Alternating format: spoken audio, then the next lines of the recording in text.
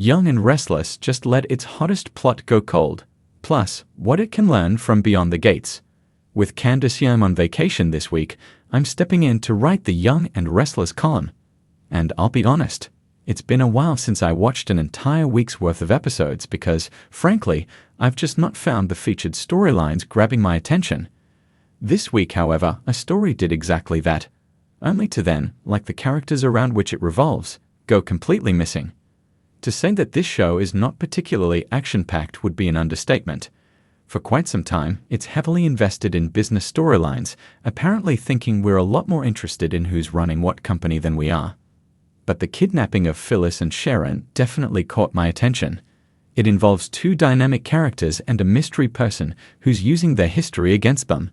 I'm all in. So imagine my surprise when the women were given a new riddle to solve on Tuesday, only to completely vanish for the rest of the week. How is something involving this story not the Friday cliffhanger? Make it make sense, people. Much of this week was spent on petty squabbling between people who've been battling against one another for years. Decades in some cases.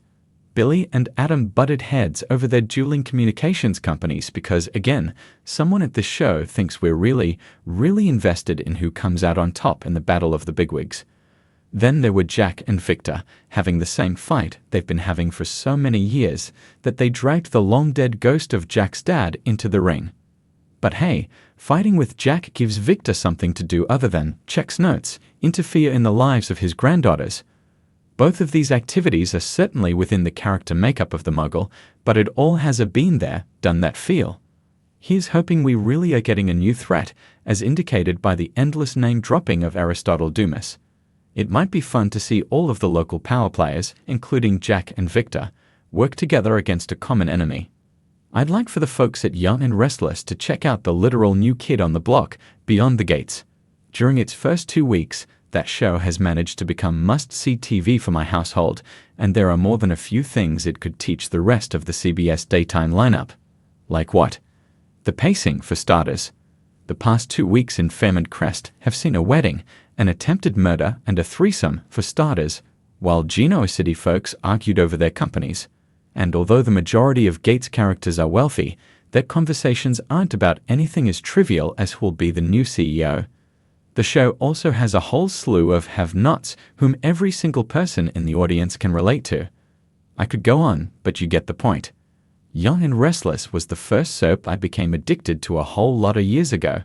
For context, a supposedly dead Catherine was haunting Suzanne, wandering the halls in a diaphanous gown singing, "I'm gonna live till I die."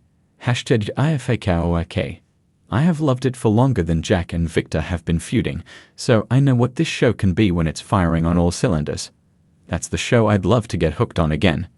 Given that Beyond the Gates has been doing boffo numbers in the all-important ratings, it's time for someone at CBS to recognize what is, and what's not, working at its other soaps. Should they need help in that department, call me. I'll happily offer an assist.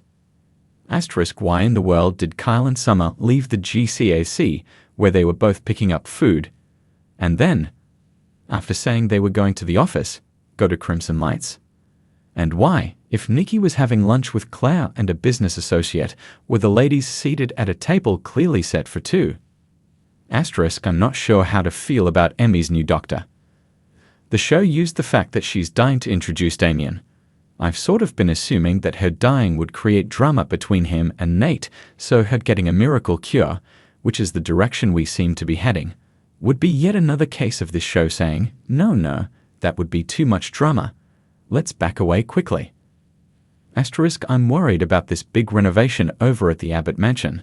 We all remember the Chancellor Estate disaster of a few years back.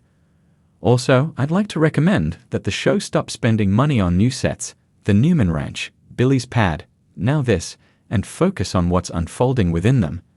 Remember, when Hamlet set out to capture the conscience of the king, the play, not its setting, was the thing with which he endeavored to do so.